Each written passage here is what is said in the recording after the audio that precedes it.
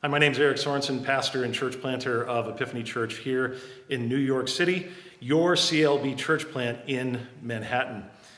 Just want to talk to you a little bit about a brief history of Epiphany and then what has happened over the course of this year. As many of you probably know who have followed Epiphany, we have always been a fairly young in age church plant and for the most part pretty small.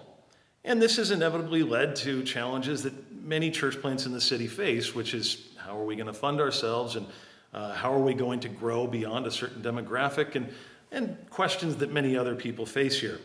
Well, 2020 began and of course everything got more complicated as the city locked down.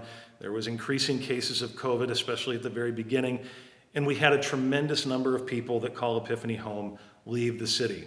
Most intended to leave temporarily, and then many ended up leaving permanently.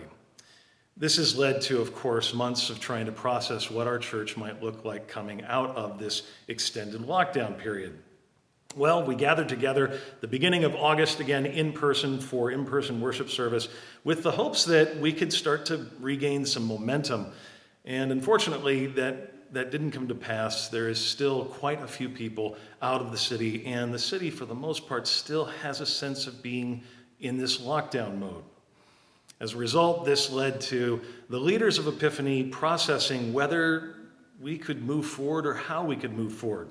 We knew that there would be budget constraints by the end of 2020 that would lead to some really tough decisions, that we would not be able to fund all that we do right now. And so this has led to two decisions that I'd like to share with you today.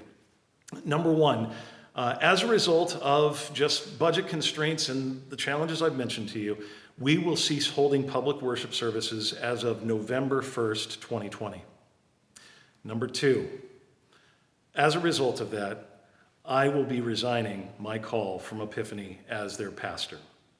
Of course, this has been a tremendously difficult decision for me, as the last 5 years I've invested myself in trying to build up this church community. And yet in talks with friends and many wise counselors all throughout the world, it just became very clear that this was the most feasible option going forward and that it was indeed where I felt God was calling me.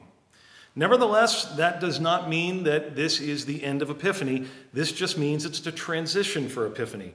And for more information on that, I'd like to introduce you to the Associate North American Mission Director, Brian Nielsen, to share. Thanks, Eric.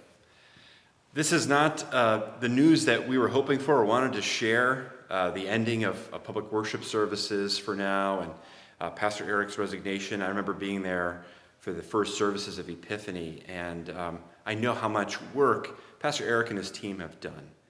And yet, thanks to all that's been done, thanks to your support, thanks to people coming to faith through this church, and many people being discipled, Epiphany is able to continue. Now, because of the challenges of COVID and the entire situation, we're going to be continuing this spiritual community, this church, in a different expression of the church called a missional community. And this is a gathering of believers that is not focused around gathering in a building or in programs, but it includes gathering for the preaching and teaching of the word, gathering for worship and the sacraments, and multiplying disciples, and very significantly, focusing on reaching their mission field, a group in their community that God has called them to reach out to.